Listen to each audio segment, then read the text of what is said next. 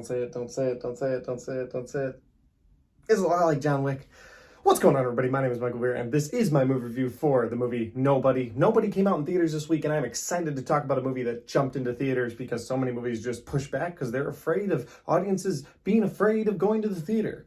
But as I saw this week, audiences are ready. They don't absolutely have to see things at home because it was a full theater. Well, as full as it could be. I think my theater's at like 40%. So as full as it could be. It was. It was exciting to hear people in the theater again, get irritated by people talking through a movie again. It was exciting to hear people eat their popcorn 3 seats away from me and just feel that feeling of, I don't want to hear you eat your popcorn, but this is the only way I can enjoy this movie right now. You know what? I liked it. I'm just a fan. Let's do the review.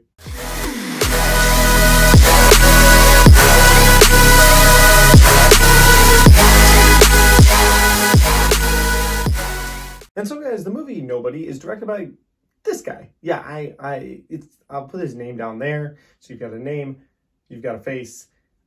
I'm not sure how to pronounce it, and I'm just going to butcher it. But it stars Bob Odenkirk as Mr. Nobody because he's nobody. He's just an everyday guy who's going through his everyday life. And as the movie starts with this montage of Monday through Friday, through Monday through Friday, through Monday through Friday, of him doing the exact same thing every day and just having sort of a boring life, a stressful life, and really just a nobody's life. Until one day, 2 burglars pick the wrong house. This movie is a lot like movies we've seen in the past, where it's a guy who got away from a very dark past, moved on to have a family, and then something keeps bringing him back. And in this case, it's 2 burglars who just break into his house and start a chain of events that they didn't mean to just start. And that's what I liked about this movie too. The 2 people that start the chain of events, they didn't, outside of, just petty thieves robbing someone's house, they didn't have a super nefarious plot. This wasn't the Russian mob.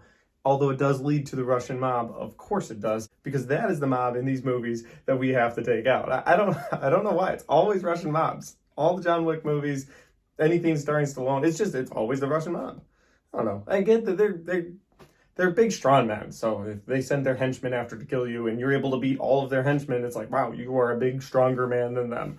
And that's what this movie is. But that's pretty much the synopsis I can give you of this movie without going into any spoilers. So let's jump into some things I like, some things I dislike, and I'll give you a rating. Well, the first thing I like about this movie, guys, I love that this guy did blend in. Bob Odenkirk is not a guy you would see as a John Wick type. Even Keanu Reeves, looking at him, you're like, this guy's tall, this guy's intimidating, this guy's muscular, this guy's got tattoos, this guy's got guns. Of course, this is John Wick. However, with this guy, with Bob Odenkirk, it's like, no, that's Saul from Better Call Saul. He's a wheeler and a dealer. And he kind of still is in this movie, but he's also this highly trained assassin, which makes him kind of unique. And I like that about this movie. The other thing I like about this movie, of course I love the fighting. Of course I love the death and destruction that is in this movie, because you do have this Bob Odenkirk guy who's unsuspecting. So of course they send just a few people at a time to go take him out. And of course he keeps slaughtering them until if they're like, throw everything we got at him. But then when they do throw everything they got at him, he's got another guy that's his best friend that's helping him out. And then they've got his dad, played by Christopher Lloyd, helping him out.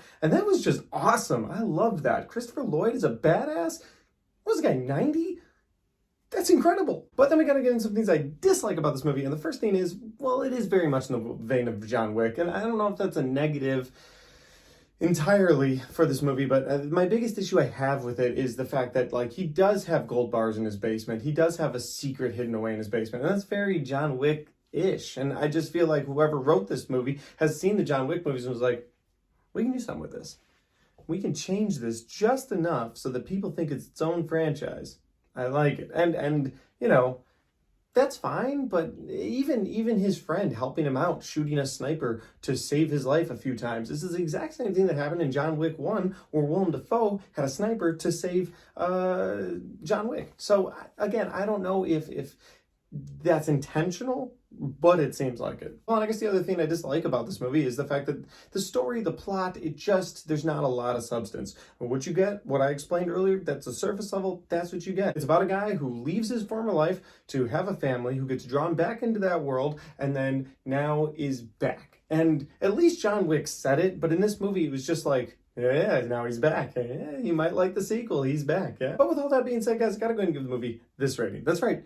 in many of the situations of this movie, he could have just called Saul. And that's my movie review, guys. If you enjoyed this movie review, hit the like button. If you want to share this movie review with your friends, make sure you do that by hitting the share button. If you've seen my content and you like my content, well, hit subscribe, because there's all kinds of content on my channel you can check out, and there's tons more coming, especially now that 2021 is allowing us to have movies.